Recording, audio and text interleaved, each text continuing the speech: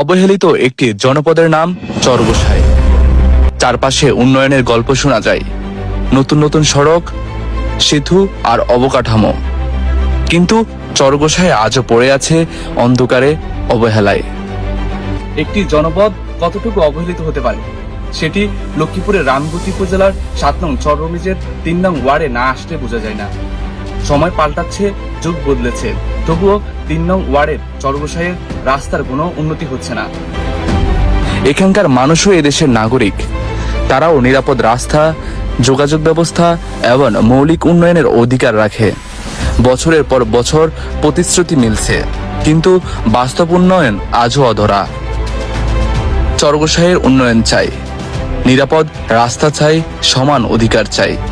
আপনার একটি শেয়ার, একটি মন্তব্য, একটি কণ্ঠস্বর হতে পারে এই অবহেলিত জনপদের পরিবর্তনের সূচনা করতে পারে।